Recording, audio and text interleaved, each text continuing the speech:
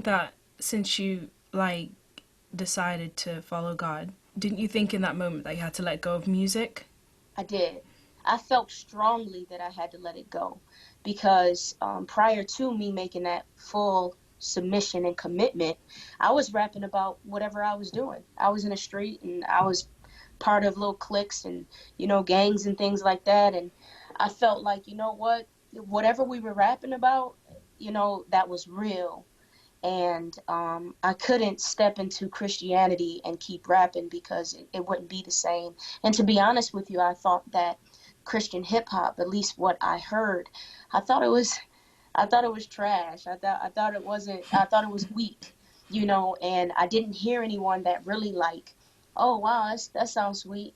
I didn't hear anything that I felt like was dope enough, and so I said, well, I can't do this. But I was still right because that was my remedy. And I would still like write raps and stuff like that on the side, and I never shared it with anybody. But then I heard about like Ambassador. I heard about Stephen the Levite. I heard about The Truth, and I listened to them, and I'm like, wow, they're like all in for Christ, and they sound good. Like they can really rap. I'm like, well, maybe I can do this too. And so I started to really, dig into that space. And I fell in love with it. It's just really rapping about what you live. Mm. It's really like speaking about what I lived. I spoke about what I lived before, prior to the full submission, and now I rap about how I live and how I reflect on life through a Christian viewpoint. How do you honestly think that's different? Reflecting on life through a Christian viewpoint versus just reflecting on life? Sometimes I look at it as, how people say they do life coaching, things like that.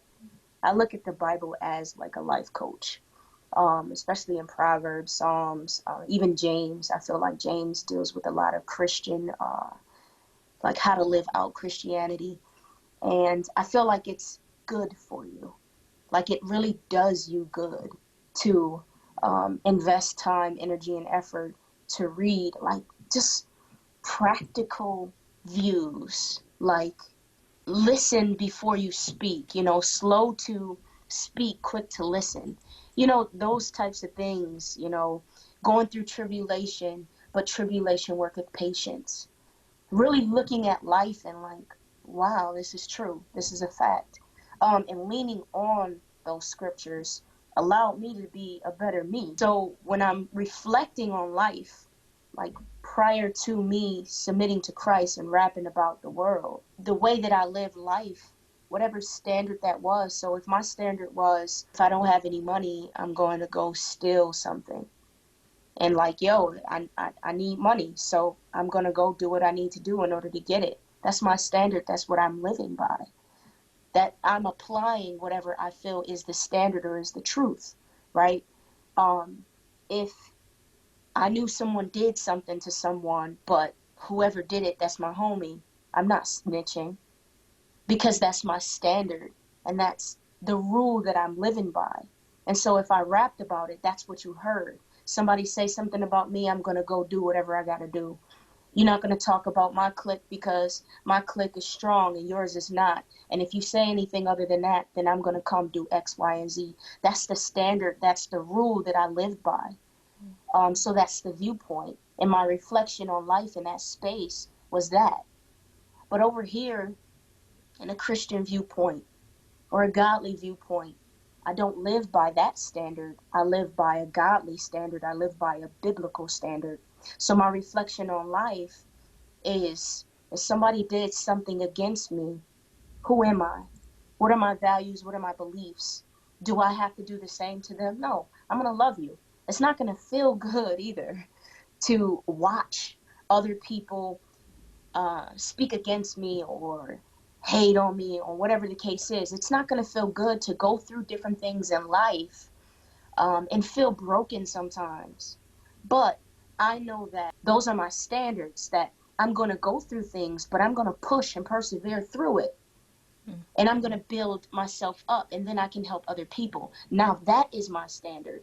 So me rapping, when you hear the lyrics in my songs, I'm trying to showcase to you a different standard, a different way in which to live. Because at the end of the day, we have standards within our spaces, whether it be the street life, whether it be just morals, or whether it be the way in which I choose to live. I want to reflect on life and then speak about this viewpoint, you know? And what do you think is really that thing that just pushed you past the barrier of when you were at your lowest point, the thing that just the thing that really knocked you forward into kind of then tumbling and tumbling and tumbling and being at where you are right now? I think it was curiosity within the arts, but curiosity into, I wonder what could happen.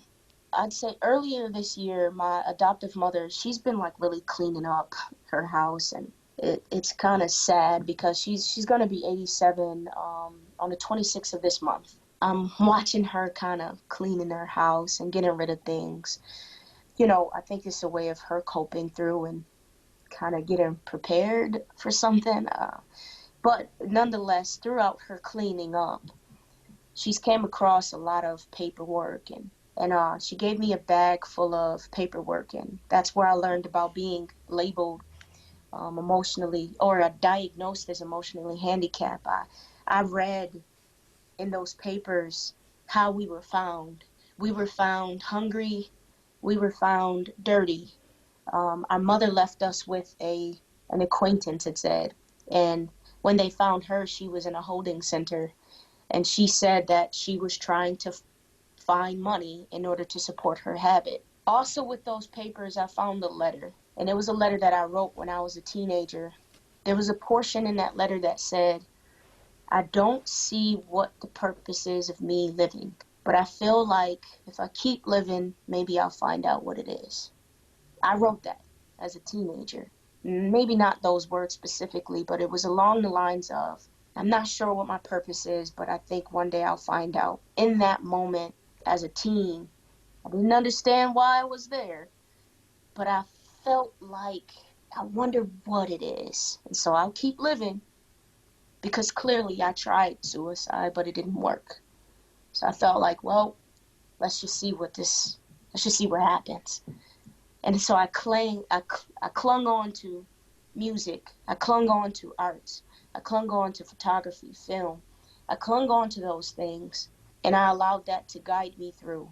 And then with that, and with the decision to follow God, I was able to find this purpose and where I am now. So I'd say curiosity, and also the arts. And just that hope. You're just holding on, like there has to be some reason.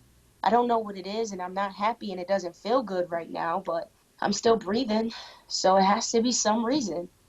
So that's what I think that's what I clung on to, and here I am. Before the leeches, before the border breaches, before the fecal is fed by the lords of evil. What are you going to do? You got birth, you got death, and you got the dash in between. What are you going to do with that dash? How are you going to be foreseen for the rest of your life? What is your legacy going to be? Girl, she better go and get it. So cute, little black girl soldier. They feeding little black girls poison. Keep it up, another black girl poor, another black girl torn, another black girl lost, another black girl, whoa, where the black girl go? Who am I?